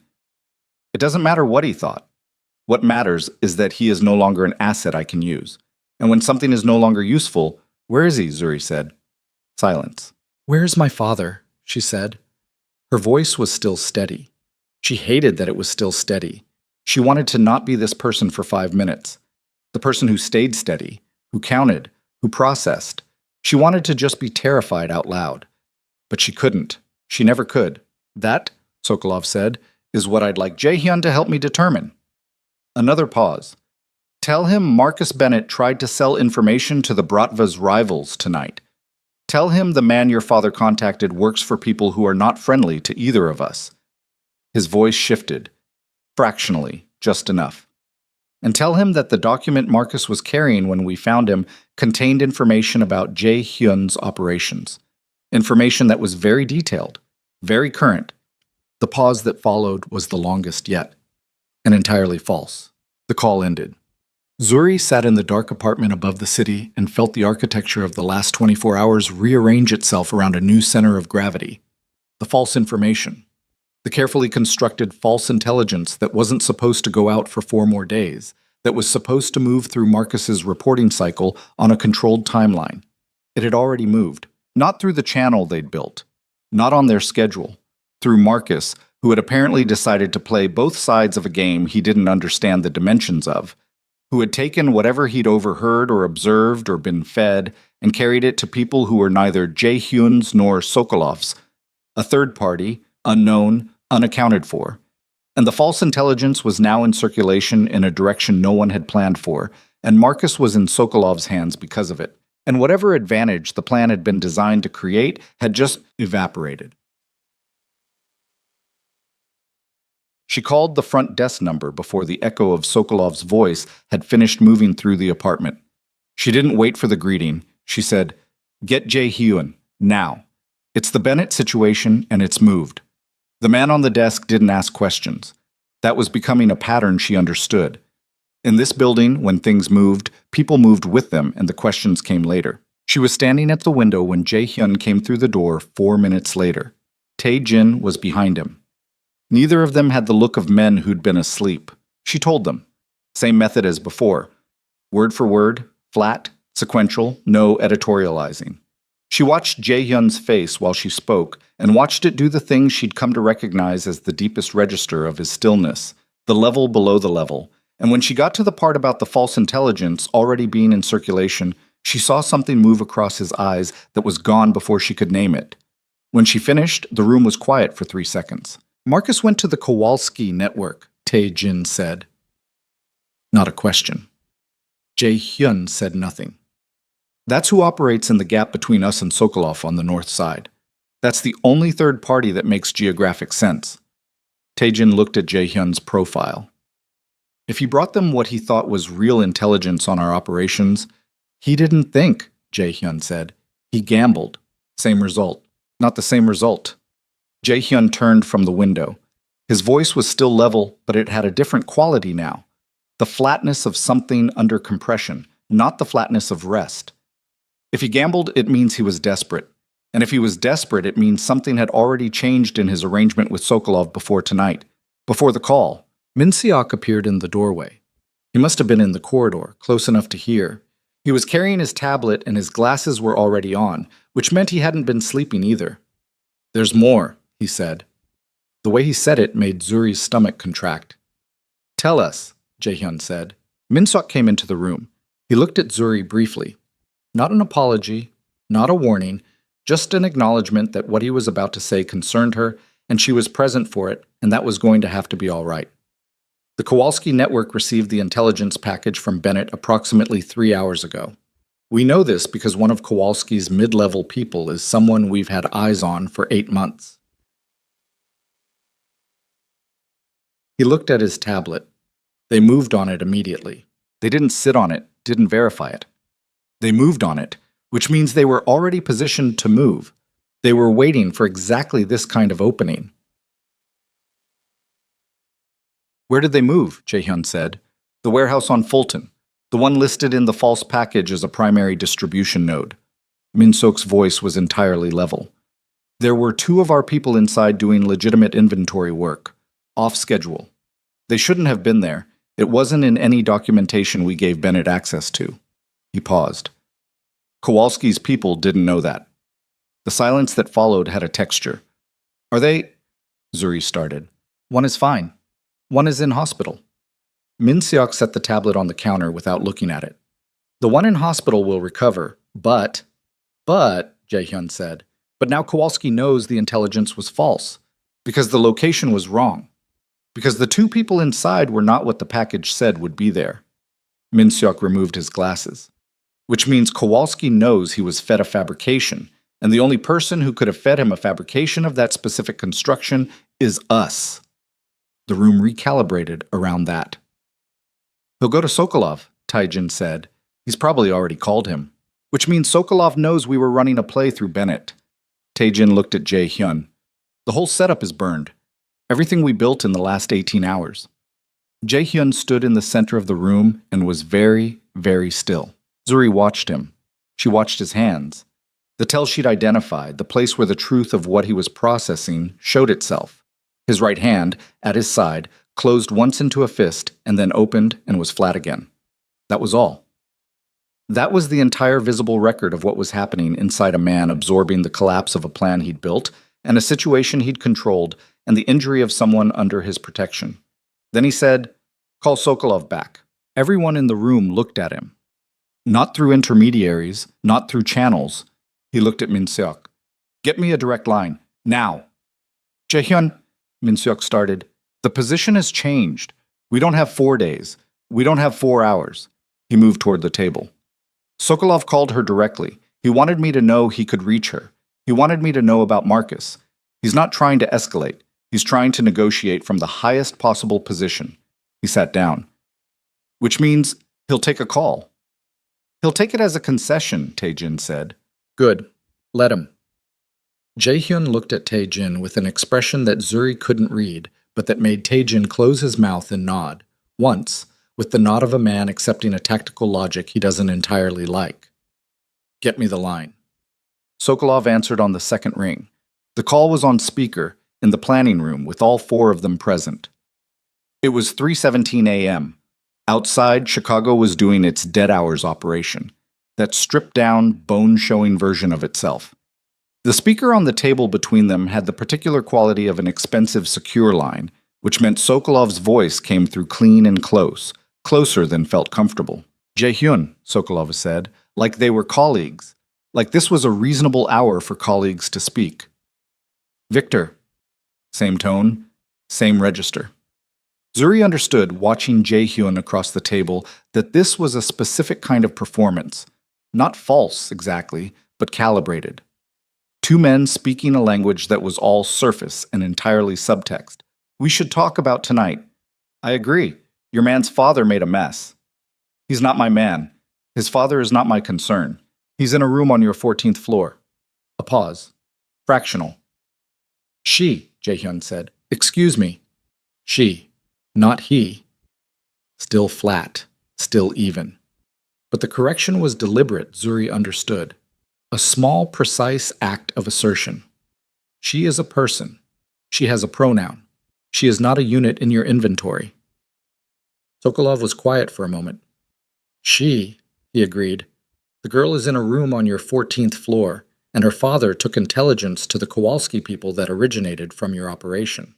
"Intelligence you were meant to receive," Jaehyun said, "through a channel that Marcus Bennett was supposed to represent." Silence. "You were running him," Sokolov said. Not accusatory, almost admiring. "You found out he was mine, and you decided to run him back toward me. I found out he was yours, and I decided to use the existing architecture rather than disrupt it." Jaehyun's voice didn't change. More efficient. Except he deviated. He deviated, which suggests he knew or suspected that something had changed in his situation. A pause. Which suggests the deviation was a response to something. What changed for him, Jaehyun? Zuri looked at Jaehyun. He looked at her. The question was about her, about whether Marcus had known or suspected that his daughter had been moved, that the leverage he'd provided Sokolov by identifying her location was now complicated by the fact that she was inside Jaehyun's building and therefore not easily reachable. "His domestic situation changed," Jaehyun said. "Ah." Something in Sokolov's voice shifted, the faint sound of a man reaching a conclusion he'd been moving toward. He lost access to her. He lost access to a number of things, and felt cornered, and made a panicked decision. Jaehyun leaned forward slightly, which is a problem we now share. Another silence. Longer. Zuri held herself very still, not because she was told to, not because the situation required it, but because she understood that what was happening in this silence was a man on the other end of a line deciding whether to keep playing the game he'd been playing or to take the off-ramp that had just been offered. The off-ramp was the word shared. The problem we share. The reframe from adversarial to adjacent. She watched Jaehyun's face while the silence stretched and saw nothing. Nothing readable. Nothing that would tell Sokolov through any medium that this was costing anything at all. "What do you propose?" Sokolov said. "Marcus Bennett becomes a liability to both of us if he continues operating freely. He's compromised your network and walked our intelligence into the Kowalski structure." Jaehyun paused. "I'm proposing we resolve the Bennett situation jointly and use the resolution to reset the arrangement between our operations. You're proposing an alliance. I'm proposing a mutual interest. Same thing. Not always. Sokolov made a sound that might have been a laugh. Low, brief, entirely without warmth. What about the girl? Not a negotiating point. Everything is a negotiating point. She isn't. The flatness in Jae-hyun's voice had changed, not louder, not more aggressive, but denser, compressed to a hardness that had no give in it at all. She is not on the table. She is not adjacent to the table. She does not exist in this negotiation. The silence that followed was of the specific kind that Zuri had come to understand meant a line had been drawn, and the person on the other side of it was deciding whether to test it. Very well, Sokolov said. The girl is not a negotiating point. A pause. For now? Permanently? You're in no position to dictate permanently. I'm in exactly the position to dictate permanently. Jae-hyun's voice hadn't risen. It would never rise. She understood that about him now. The lower it went, the more final it was. Because if she becomes a point again, the mutual interest conversation ends and we have a different conversation. And you know what that conversation costs. The silence this time was 30 seconds. Zuri counted. Tell me more about the Kowalski problem, Sokolov said. The call lasted 40 minutes. By the end of it, 3 things had been established. 1, Sokolov would hand over Marcus Bennett, not out of goodwill, but because Marcus was now a liability whose continued existence in Sokolov's custody created more problems than it solved. 2, the Kowalski network's use of false intelligence gave both organizations a common adversary and a common interest in addressing it. 3, the terms of any broader arrangement would be negotiated in person, within 48 hours, at a location to be determined. When Sokolov disconnected, the room held its breath for a moment. Tae-jin said, "That went better than it should have." "It went exactly as it should have," Min-seok said. He was already making notes. Jae-hyun stood up from the table. He didn't look relieved. He didn't look like anything, which Zuri was starting to understand was its own kind of look. He looked like a man who had done a specific necessary thing and was now moving to the next specific necessary thing. She stood up too. "I'm going with you," she said. "Going where?" "When they bring Marcus, I'm going." He looked at her. "No. He's my father. He made a call from his apartment at 5 in the morning that put you in the middle of this. He's been feeding information on your location and behavior to Sokolov's people for weeks." His voice was flat and careful. "He's not going to see you. That's not your decision. In this building, about this situation, you can make every other call," she said. "You can run the play with Sokolov, you can set up the meeting, you can handle all of it, but when Marcus gets here, I'm in that room. You don't get to take that from me." She stopped. 24 years. I've never once looked him in the face and told him exactly what he is. Her voice didn't shake. She was furious about that, about the involuntary competence of herself, about the way her body refused to perform the emotion she was feeling. "I need to do that." Jae-hyun looked at her for a long moment. She held it. Didn't look away, didn't soften it, didn't give him anything to work with except the plain fact of what she was asking for. "When the time is right," he said, "not before." It wasn't yes. It wasn't no. She took it. Marcus Bennett arrived at the building at 6:40 a.m.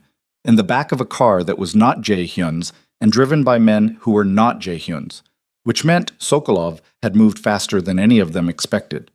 He was delivered the way packages were delivered, efficiently, without ceremony, the transfer completed in the building's lower level in a space that again did not appear on public records.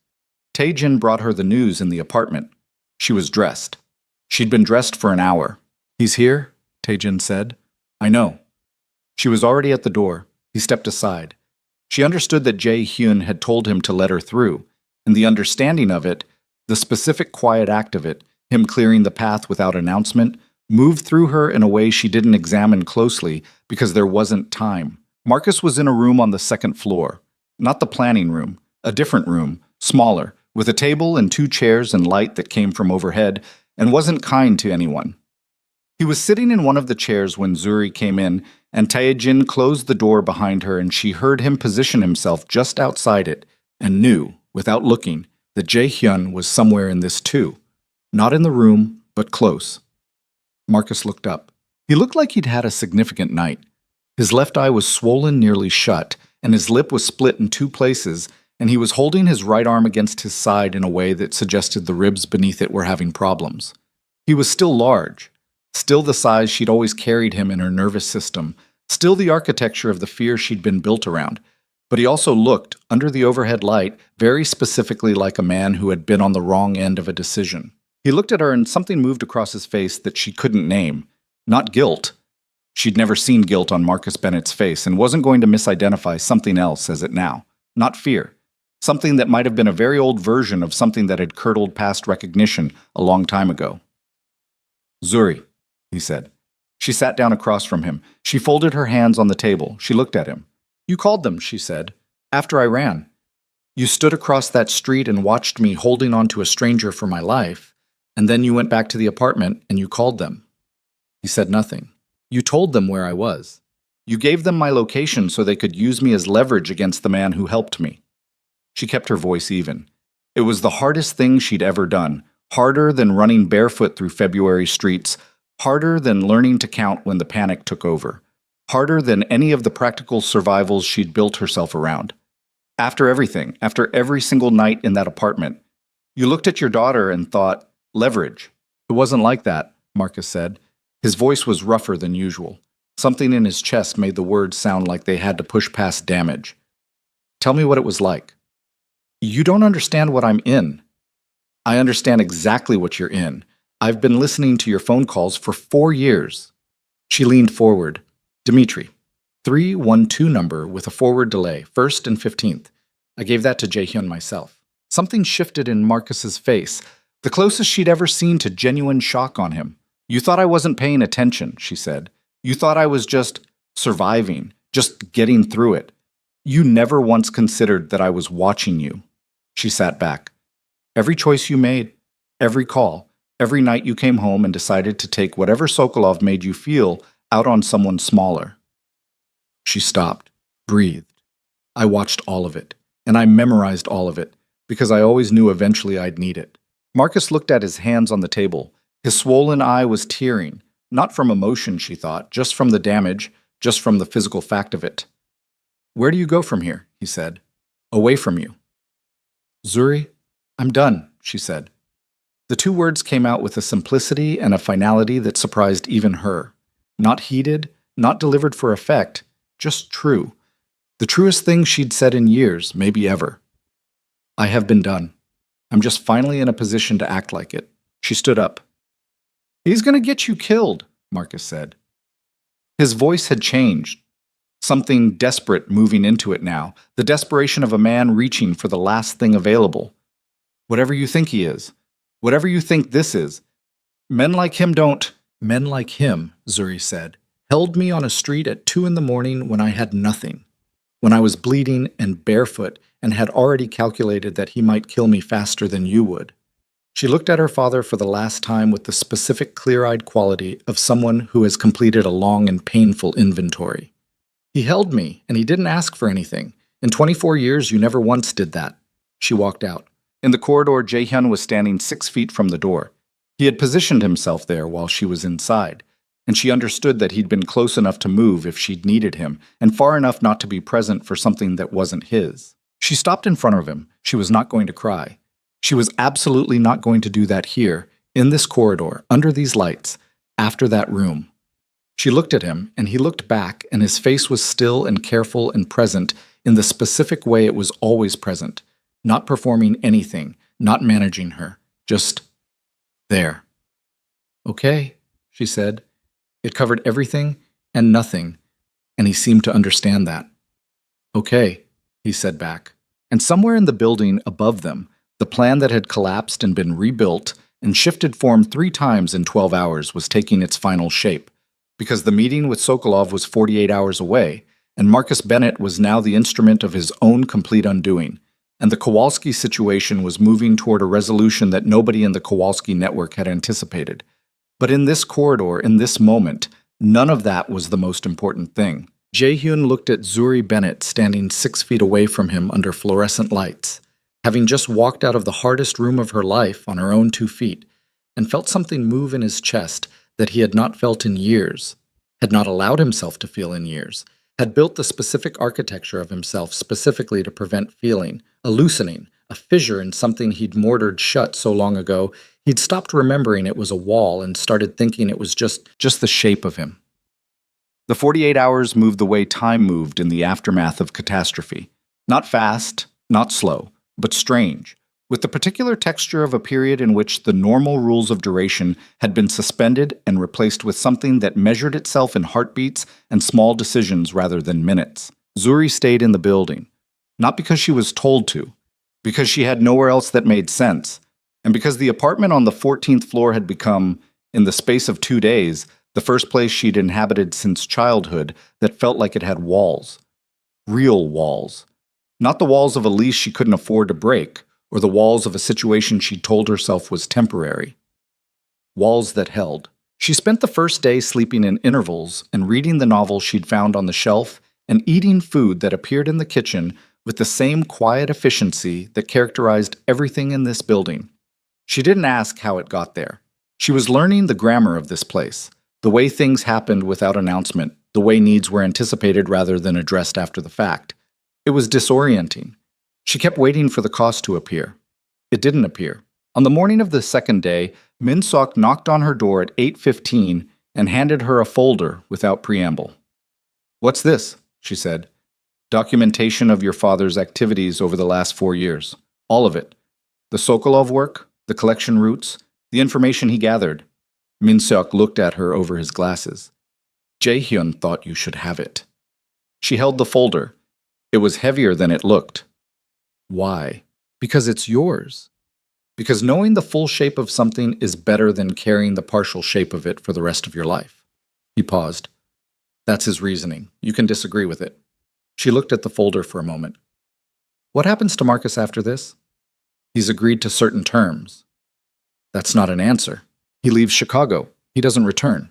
The specifics of how that's enforced are—" Min Seok stopped, chose differently. "He will not be coming back into your life. That part is categorical." She nodded. She didn't open the folder yet. She set it on the kitchen counter and made coffee and stood at the window and thought about the weight of documented evidence and whether she needed to read it or whether simply knowing it existed, the full accounting, the complete record, was enough. She'd decided to read it. It took 2 hours. She read it the way she read everything. Methodically, completely, not skipping the parts that were hard. Some of it she knew. Some of it she'd suspected. Some of it was new. And the new parts didn't break her the way she might have expected.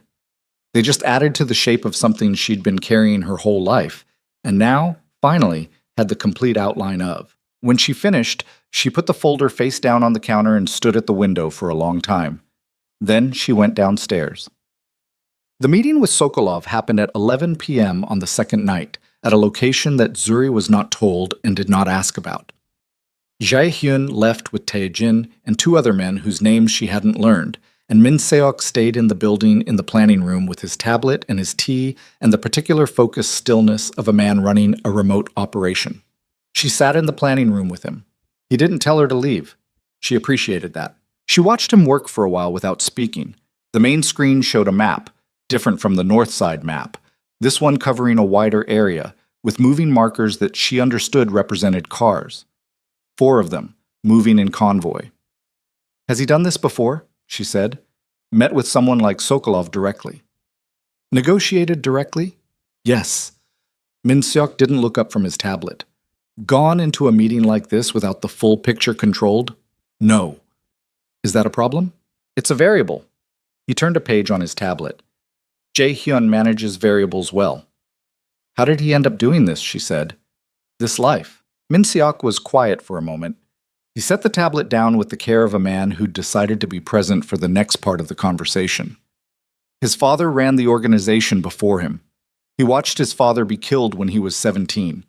He said it plainly, without the cushioning people normally put around hard facts. He was supposed to go to university. He'd been accepted. Engineering, I believe. A pause. Instead, he stayed. He built what his father had into something significantly larger and significantly more controlled. More disciplined. Min Seok picked his tablet back up. The discipline is the direct result of what happened when he was 17. He decided that nothing would ever move him again without his choosing to let it. She thought about the slow heartbeat, The arm that had changed quality.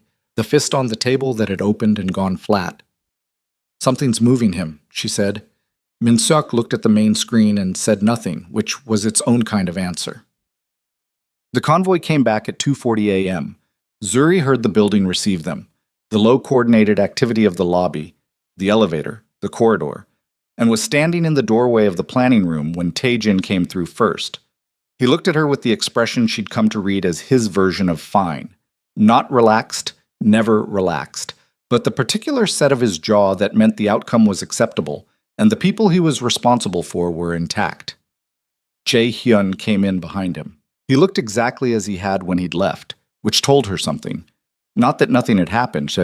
She understood too well by now that his surface was not a reliable record of his interior, but that he'd come through whatever had happened with himself assembled, which was, she'd learned, not a small thing. He looked at her in the doorway, and something in his face shifted the way it had in the corridor outside Marcus's room. That fissure. That thing she didn't have a word for yet. "It's done," he said. She stepped back into the planning room. He came in.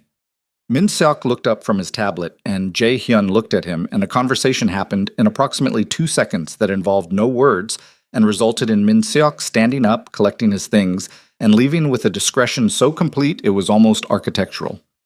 Tae-jin pulled the door shut from the outside. Zuri sat on the edge of the table. Jae-hyun sat in the chair Min-seok had vacated. The screen behind him still showed the map, the markers now stationary. "Tell me," she said. He told her.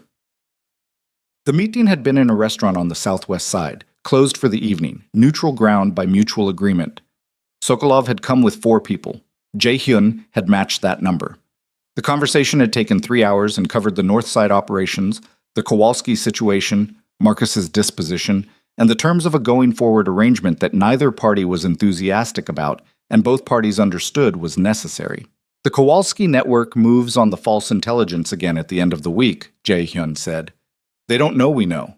When they move, Sokolov's people and ours address it simultaneously from different directions." He paused.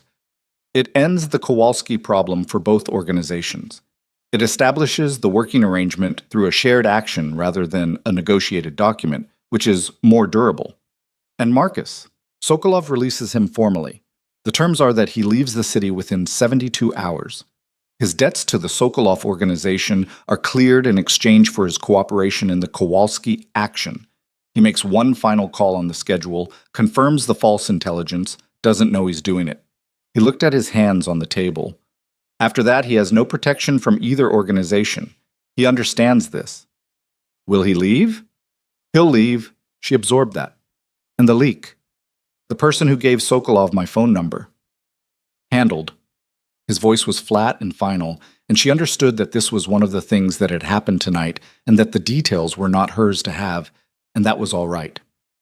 "So it's over," she said. "The acute situation, yes." She looked at him. "What does that mean?" He looked back at her. "It means the specific crisis is resolved. It means your father is gone, and Sokolov is a managed arrangement, and you're not a pressure point for anyone anymore." He paused. "It doesn't mean the world I operate in has changed. I know that." "Zuri, I know what you are," she said. "I knew on the street. I knew when I got in the car. I've known every hour since then." She held his gaze. "I'm not confused about it." He was quiet for a long time. The map screen behind him was still and blue and cast a faint light across the side of his face. "I haven't let anyone close in a long time," he said. It came out with the specific quality of a statement that had cost something. Not the cost of confession exactly, but the cost of choosing words that were accurate instead of managed. "I know that too," she said. "The night my father died." He stopped. Started again differently. "I was 17. I was in the next room. I heard it, and I came through the door, and he was already—" He stopped again. His hands on the table were flat and still, and she watched them the way she'd learned to watch them. "I decided that night that I would never be that unprepared again, that nothing would ever move without me seeing it coming." He looked at her. "And then you grabbed my coat." She didn't say anything. "I saw your father across the street, and I felt—" He paused. "Something I hadn't felt since I was 17. Not fear. Something adjacent to it. Something that meant I cared about an outcome I hadn't planned for." He looked away. That's the most dangerous thing I know how to feel. Yeah, she said. I know about dangerous feelings. He looked back at her. My whole life, she said, I survived by not feeling things until I could afford to, by filing them, by counting, by doing the math. She looked at her own hands on the table. You do the same thing from the other direction. You built walls and called them discipline. She looked up. We're not that different. We're very different. In the specifics, not in the shape of it. He held her gaze. The fissure in him was visible now in a way it hadn't been before. Not open, not broken, but present in a way he wasn't working to hide. I don't know how to do this, he said. The plainness of it was startling, not weakness, the opposite, in a way. The specific courage of a man saying exactly the true thing. Neither do I, she said. I've never had anything that wasn't survival. I don't know what comes after surviving. Neither do I. She almost smiled. So we're both starting from nothing. From worse than nothing. From habits built specifically to prevent this. Good habits, she said. For what we needed them for. Yes. Not good for everything. He looked at her for a long moment. No, he said. Not good for everything. The Kowalski action happened on a Friday, 5 days after the Sokolov meeting. It was clean, coordinated. Both organizations moved on schedule and without overlap, and what the Kowalski network had believed was a significant strategic opportunity turned out to be a controlled corridor with no exits. Nobody died. This was, Min Seok told Zuri afterward, with the tone of a man noting an unusual but acceptable outcome, not always how these things ended. The North Side operations resumed normal function. The Sokolov arrangement held, cautiously, in the way that arrangements held when they were built on mutual exhaustion rather than trust, but contained enough shared interest to be worth maintaining. Tae-jin described it to her once as an armed neutrality, and she thought that was probably the most honest description of most functional relationships she'd ever heard. Marcus Bennett left Chicago on a Tuesday morning on a bus to Indianapolis. Zuri knew, because Min Seok told her, unprompted, in the same plain manner he'd delivered everything. She didn't ask what happened after Indianapolis. She understood that some distances were meant to be complete. She thought about him sometimes, not with the old fear. That was gone. Not dramatically, not all at once, but the way a bruise faded, through time and through the body doing its quiet work. She thought about him with something that was complicated and didn't have a clean name, something that contained the ruins of every version of him she'd ever hoped he might be, and the clear-eyed acknowledgement of what he actually was. She didn't forgive him. She wasn't sure forgiveness was the relevant category. She let him become something finished, a closed chapter, a document filed, and found that the weight of him was different once she'd stopped carrying him as a present tense fact. She went back to the diner on Kinsey 3 weeks after the night she'd run. Her manager, a stocky Polish woman named Donna, who had been running the place for 16 years and had seen most of what people could do to each other, looked at the fading bruise on her jaw and said nothing about it, and put her back on the schedule, and that was that. Zuri worked her shifts and counted her tips and read during her breaks, and found that the city walked through from a different position, from the position of someone who had somewhere solid to return to at the end of it, felt different, not safe. She wasn't naive enough to call it safe, but navigable. Hers, in a way it hadn't been. She kept the apartment on the 14th floor. This had not been discussed exactly. It had simply continued. The apartment remained hers, the building continued to receive her, and nobody raised the subject of a timeline or a transition or an arrangement. She understood that the not discussing was itself a kind of statement, and she let it stand. What grew between her and Jae-hyun grew the way things grew in difficult soil.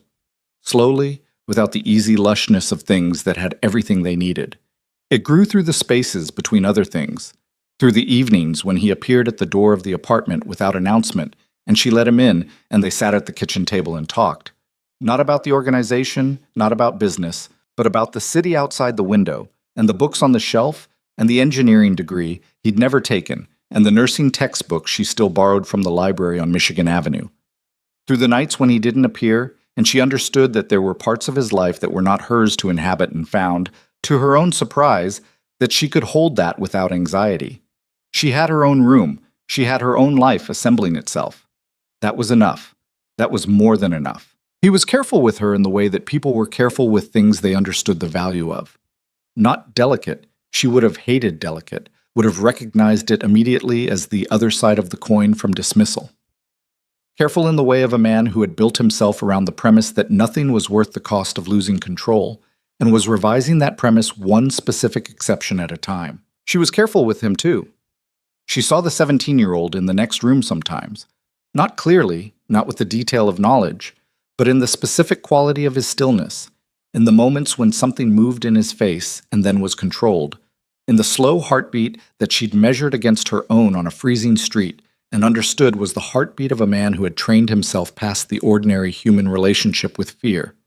She didn't try to reach that 17-year-old. She let him see her, which was different. One evening, 6 weeks after the night on West Hubbard Street, she found him on the roof. She hadn't known there was roof access. She'd found the door in the stairwell by accident, left slightly open, the cold Chicago night coming through the gap. She'd pushed it and stepped out and found him standing at the edge of the parapet, looking out at the city. He didn't hear her at first. She stood in the doorway and watched him and saw something she hadn't seen before. The thing that existed before the control assembled itself, before the stillness became the stillness she knew. He was looking at the city with an expression that was simply present. Not calculating, not assessing, just looking at the light spread out in every direction with the expression of a man who had not yet required himself to do anything with what he was seeing. She stepped onto the roof. He turned. For a moment, neither of them said anything. "I didn't know you came up here," she said. "Sometimes." He turned back to the view. After a moment, she came to stand beside him, close enough that the cold air moved around both of them rather than between them. The city from up here was something else. The lake was visible to the east, the vast dark flatness of it, and to the north and south and west, the grid of light that was Chicago being Chicago. Relentless, present, perpetually doing its complex, damaged, beautiful business. She had been looking at this city from the ground her whole life. From up here, it looked like something she could hold the shape of. "He used to bring me to a roof like this," Jae-hyun said. "My father, in Seoul. We lived near enough to the city center that you could see most of it from the right height." He paused. "He'd tell me that everything I could see was connected, that the lights were connections, people in rooms making decisions, choosing things." Another pause. He thought the city was fundamentally about choice, that all of it, all the complexity of it, was just the accumulated record of what people had chosen. She looked at the city. "What do you think?" "I think he was right." He was quiet for a moment. "I also think some choices are made for you before you're old enough to know you're making them." He looked at her. "And some happen in the middle of a street at 2 a.m, and you don't understand what they are until much later." She held his gaze. The wind off the lake moved through her hair, and the cold was the good kind of cold, the kind that meant she was outside by choice, that she'd chosen to be here, that she could go back inside whenever she wanted. "I want to tell you something," she said. "Tell me. The night on the street, when I grabbed your coat." She looked back at the city. "I wasn't acting on instinct. I made a decision. I looked at you and I ran the math, the same math I'd been running my whole life, and I decided the odds were acceptable." She paused. "But when you put your arm around me, that part wasn't math." She stopped. "That was the first time in my adult life that I felt something without being able to calculate it first, without being able to file it." She looked at him. "I didn't know what to do with that. I still don't, entirely." He was looking at her with the same expression he had had in the planning room 6 weeks ago. The fissure, present, not being managed. "I haven't touched anyone willingly in 6 years," he said. "Since the year after my father. I stopped. I told myself it was discipline, clarity." He looked at his hand on the parapet. "When you grabbed my coat, I felt you shaking. Not fear. I know what fear shaking feels like. This was something else. Exhaustion. The body at the end of something." He paused. "I recognized it. I understood it from the inside." She looked at his hand on the parapet. She reached out and put her hand over it. He didn't move. She felt the moment move through him. Felt it, actually, through the contact, the small involuntary adjustment of his whole system around the presence of her hand on his. His heartbeat, if she'd been close enough, would have been the same, slow, deliberate, a man choosing, second by second, to allow something. He turned his hand over, his fingers closed around hers, not tight, just present, just there. They stood on the roof above the city that had been the whole geography of her life, and looked at the light stretching out to every horizon and said nothing for a long time, because nothing was what the moment required. Min Seok Han filed a report 3 months later for his own records, in the meticulous private accounting he'd kept for 11 years. It covered the resolution of the Sokolov arrangement, the dissolution of the Kowalski network, the securing of the North Side operations, the identification and removal of the building's internal leak. It covered all of it in the precise economic language he used for things that had happened and been handled and were now part of the past. At the end of the document, in a section that would never be read by anyone but himself, he wrote one additional note. It said, "He is different now, not weaker. The opposite. A man who has something to protect that he has chosen, rather than inherited, is a different kind of man entirely." He saved the document and closed it and went to make tea. Tae-jin Kwon noticed the difference earlier than Min Seok. He noticed it the morning after the Kowalski action when Jae-hyun came into the building and nodded at the lobby staff by name, which was not something he had done before. He noticed it in the small adjustments. The door held slightly longer, the response time on non-urgent calls slightly extended, the single evening each week where he was not available, and everyone in the organization understood without being told that this was not available in a way that was different from the other ways he had been not available before. Tae-jin didn't remark on any of this. He was not a man who remarked on things, but one morning he passed Zuri in the lobby. She was on her way to a shift at the diner, uniform pressed, hair back, moving with the particular purposeful efficiency of a person who had somewhere to be and intended to be there. And she looked at him and said simply, "Morning, Tae-jin." And he said morning and held the door. And that was all. Miss Sin. Zuri was on the roof again on a night in April when the lake wind had lost its February character and turned into something that merely moved rather than bit. The city below was louder now, spring doing its thing to Chicago, pulling people back onto streets that winter had emptied, restoring the city to its full volume.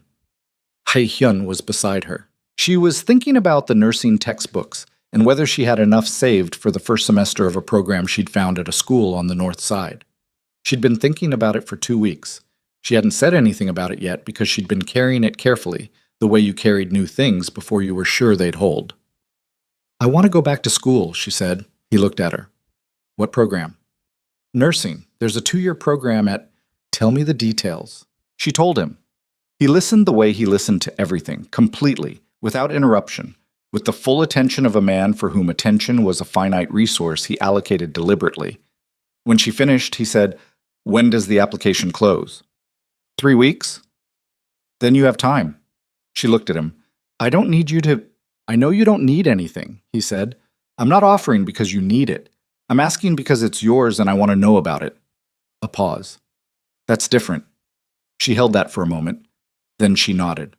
Below them the city moved and lit itself and did its complex, accumulated work. The lake was dark and enormous and entirely indifferent and beautiful in the specific way that things were beautiful when they didn't care whether you found them so. She had come from a street, a freezing street, and a torn collar, and $12 in her pocket and blood on her feet, and the survival math running in the back of her mind the way it always ran.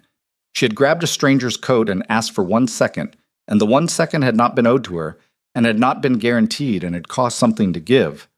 But it had been given. She had learned in the months since that this was rarer than she'd known, that most people moved through the world calculating the cost of giving things to other people and coming up short, not because they were bad, but because the cost felt real, and the return felt uncertain, and uncertainty was harder to live with than withholding.